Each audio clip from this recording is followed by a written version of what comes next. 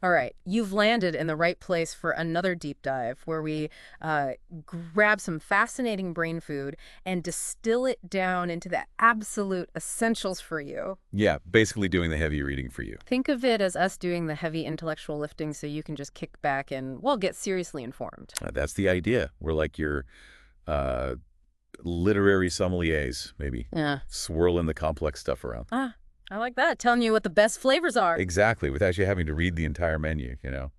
And today's vintage, well, it's a book with a bit of history, The Master Key System by Charles Haanel. Mm-hmm.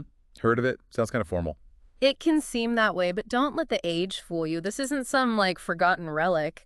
It's got this enduring buzz around it Right. for how it talks about personal power and understanding the workings of your own mind. Exactly. And if you're picturing, dusty old books and super archaic language, well, think again.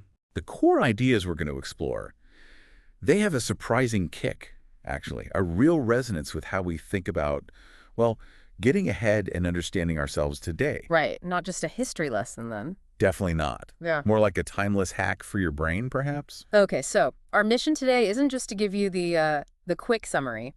We want to unearth the real gems. The principles. Yeah, the principles that can actually shift how you see things and, like, how you operate in the world. We're talking about unlocking a different way of thinking, potentially. Maybe, just maybe, this old book holds a master key for you. Okay, so let's dive straight in. First big thing we noticed The absolute foundation. is the sheer power of our thoughts. This really is where Haanel starts laying the groundwork.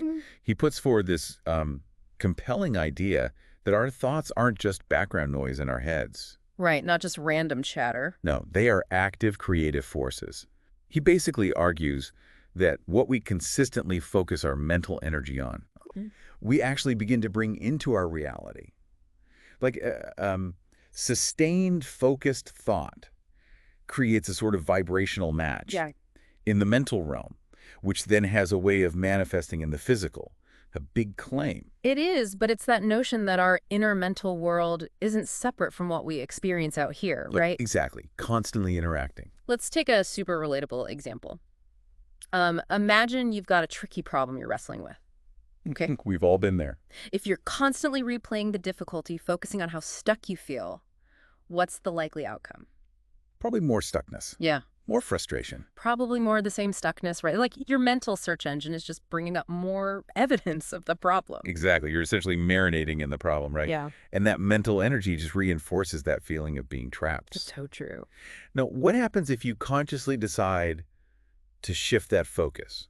What if you start directing your attention towards, I don't know, potential solutions, towards small steps you could take? Suddenly, the brain starts to whir in a different way. It's like those mental cobwebs start to clear. Yeah. And you begin to see possibilities you hadn't even considered before. It's not like hocus pocus. Yeah. It's just a redirection of your mental resources. Your brain is a pretty amazing problem-solving machine, but it needs the right input, you know? And Haanel takes this a step further, really emphasizing this dynamic link between our internal thought patterns and our external circumstances. Okay. He suggests that those dominant narratives we play in our minds, the consistent themes we return to, have a tangible effect on the situations we encounter. So, like the stories we tell ourselves. Precisely.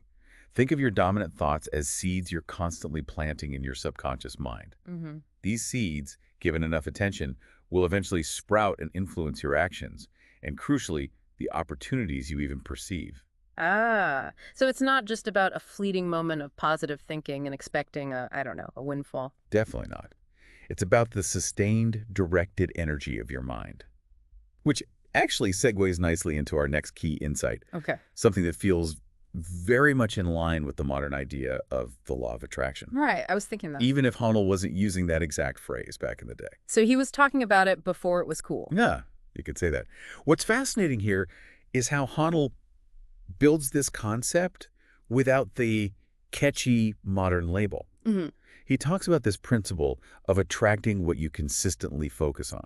Like attracts, like... Yeah, that idea, like attracts, like in the realm of thought and energy, you could think of it in terms of mental resonance. Right, mental resonance. I like that term. It sounds a bit less like some, mystical force and more like, well, like tuning a radio dial, maybe. If you're constantly broadcasting a certain frequency, you're more likely to pick up signals on that same wavelength. That's a great analogy. Let's put it in practical terms. If you're always expecting the worst, always focusing on potential failures, what tends to happen? Well, you often find yourself in situations that seem to confirm that, right? You might be more attuned to spotting potential problems. And overlooking opportunities. Yeah. Exactly. And conversely, someone who generally approaches things with a positive outlook often seems to encounter more positive interactions and openings. People are naturally drawn to that kind of energy, aren't they? It's almost like your internal state subtly influences the opportunities you notice, Uh-huh. the way people respond to you. Exactly. It's as if your internal vibe sends out a signal and the world subtly adjusts its response. But, and this is important, Yeah. as we mentioned before, it's crucial to avoid the super simplistic wish it and it will appear interpretation. Oh, absolutely. Yeah. This isn't about just lounging around thinking about $1 million and expecting it to materialize out of thin air. Right. Wishful thinking isn't the master key. Precisely. Haanel isn't suggesting that passive daydreaming is some kind of magic spell. He emphasizes the crucial role of focused mental effort, Effort, okay. of actively cultivating the mental and emotional states that align with what you want to attract. It's about intentionally directing your mental energy, not just letting your thoughts bounce around like a ping pong ball. Which brings us to our third really crucial insight, taking conscious control of your thoughts. Yes. This is where it gets really empowering. This isn't just about understanding that thoughts have power and that we tend to attract what we focus on. It's about actively grabbing the reins, steering that mental energy. This is where the master key part of the title really clicks, I think. Haenel's core message is one of empowerment. He's saying that you possess the inherent ability to consciously direct your thoughts, to be the conductor of your own mental orchestra, rather than just being a passive audience member listening to whatever tune happens to be playing. I like that, the conductor. It's about developing that mental muscle, that discipline to catch yourself when you're heading down a rabbit hole of, say, negative thinking. Yeah, catching yourself is the first step. And deliberately choosing to reroute. It's like having a mental autopilot, but you've got the override switch. It takes practice, though, right? Oh, absolutely. You don't suddenly become a Zen master of your thoughts overnight. It begins with awareness. Just noticing. Exactly. Becoming acutely conscious of your dominant thought patterns. What are the recurring themes in your internal dialogue? Are they generally optimistic and constructive, or are they more critical and limiting? And once you see them. Once you have that awareness, you can begin the process of actively cultivating more positive and empowering thoughts. It's essentially retraining your mind, much like learning any new skill requires consistent effort. And this is where the element of personal responsibility really comes into play, doesn't it? Huge. If our thoughts are indeed shaping our reality, or at least strongly influencing it, then we have a significant degree of agency in creating the kind of life we want to experience. Yeah, it puts us squarely in the driver's seat, even when the road gets bumpy. Instead of feeling like things just happen to you. Exactly. It shifts the perspective from feeling like a victim of circumstance to recognizing yourself as an active participant in shaping your own journey. Powerful stuff. And speaking of valuable resources for empowerment, even the materials surrounding the master key system that we looked at today, focusing on the Internet Archive's mission. Oh, yeah, the context around where you might find the book online these days. Right, that bit about democratizing knowledge. That's a powerful idea in itself, making these kinds of resources widely accessible. Totally agree. Access is key. Absolutely. And within that mission, there's a sentiment that echoes Haenel's core ideas about self-improvement. Consider this, even though it's from the Archive's mission, not Haenel himself. Okay, let's hear it. Our resources are crucial for knowledge lovers everywhere. So if you find all these bits and bytes useful, please pitch in. Okay, right. That's our call for support. How does that connect back to Haanel for you? Well, think about it. Even though it's a practical request, there's a parallel to Haenel's work, right? It's about recognizing the value of resources that empower you. Ah, I see. Like the information itself is valuable. Exactly. In this case, access to knowledge, like the master key system. Haenel's book is all about giving you the mental tools and understanding to unlock your own potential. So the archive provides the external resource. And Haenel provides the internal tools, perhaps. The archive quote is like saying, hey, this information is valuable. If it helps you, consider supporting its availability for others. It's about recognizing the power of accessible resources for personal growth. Okay, that makes sense. It's about investing in your own understanding and empowerment, and maybe supporting the systems that make that possible. An interesting connection. Precisely. It underscores the importance of seeking out and valuing the things that contribute to your growth and understanding, whether it's a century-old book or a digital library. So to recap our deep dive then into the core principles of the master key system as illuminated by our exploration today, Would boil it down. we've unpacked three key insights.